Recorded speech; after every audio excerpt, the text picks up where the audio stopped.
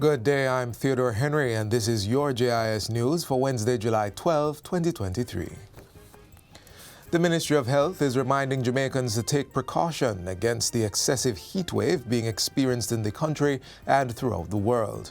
Portfolio Minister Dr. Christopher Tufton gave the urging in a statement to Parliament yesterday as he advised that the heat wave was harmful and could potentially be fatal.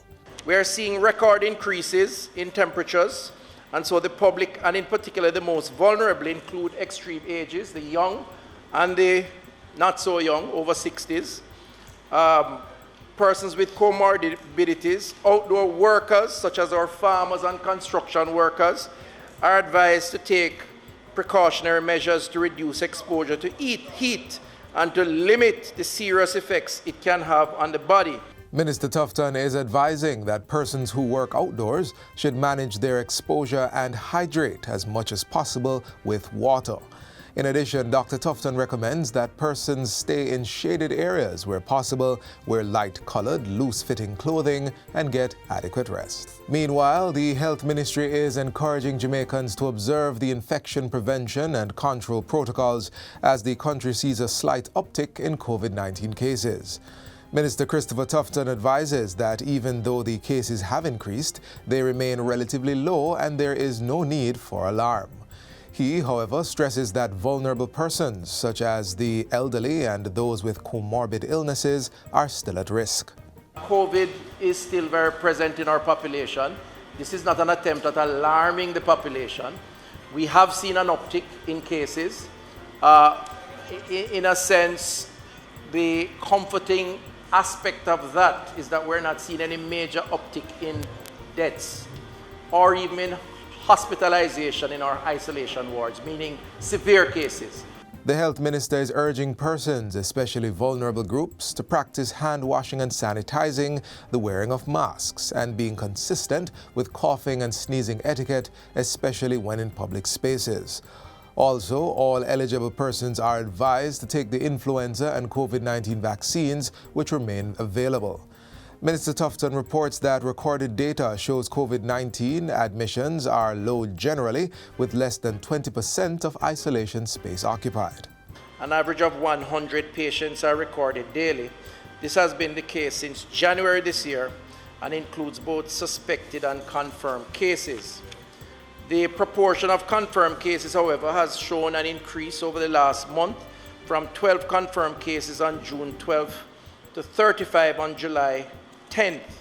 Of that number, 13 were moderately ill and 1 critically ill. There were no severely ill patients up to the point of this statement. A total of 1,105 civilians who work on contracts will be regularized in permanent posts within the Jamaica Constabulary Force, JCF.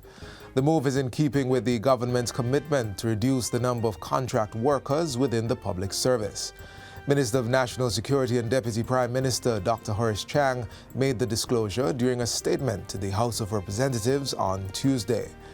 Dr. Chang says these workers will now be able to access the benefits afforded to permanent government employees, such as basic health insurance and a pension upon retirement. This marks a major and significant milestone in the practice of employing civilian workers to support non-policing function in the Jamaica Constabulary Force.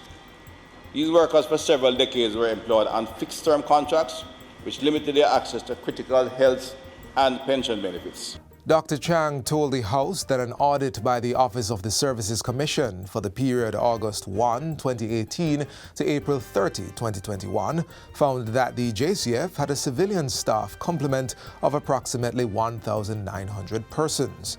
Close to 50% were employed on a contractual basis. The duties performed by the civilian staff include administrative roles in areas such as accounting, human resource management, medical services, information technology, sanitation, and janitorial services. Their work is critical to the proper functioning of the organization and allows the trained servicemen and women to focus more fully on core policing functions that directly combat crime.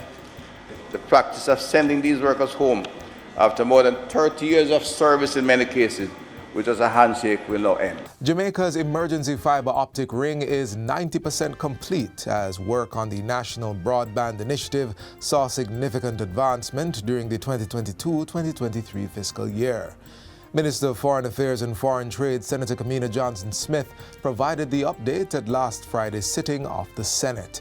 She said approximately 118 additional public educational institutions were connected via the fiber optic ring during the period. Those connections required the installation of over 1,100 kilometers of fiber optic cable at a cost of almost $1 billion, Mr. President. And this year, the National Broadband Initiative has been allocated approximately $1.2 billion more to connect another 102 schools across 6 parishes. Minister Johnson-Smith was speaking on the Public Procurement International Finance Cooperation Advisory Services National Broadband Network Project Order 2023. It was approved in the Senate on Friday. Meanwhile, Minister Smith adds that the government will be undertaking a massive upgrading of the microwave infrastructure to provide network resilience and redundancy. This will be to the tune of $565.5 million.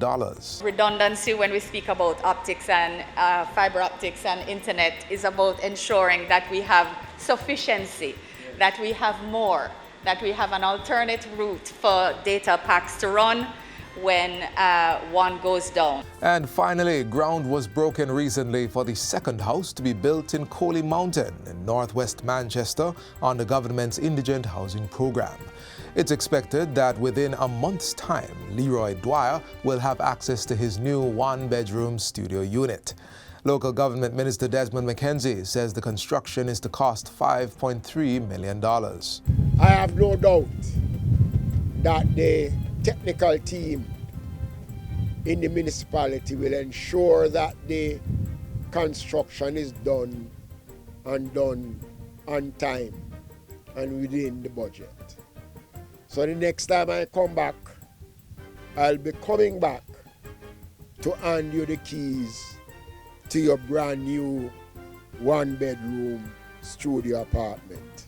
Mr. McKenzie says 12 housing solutions are under construction in various parts of the island.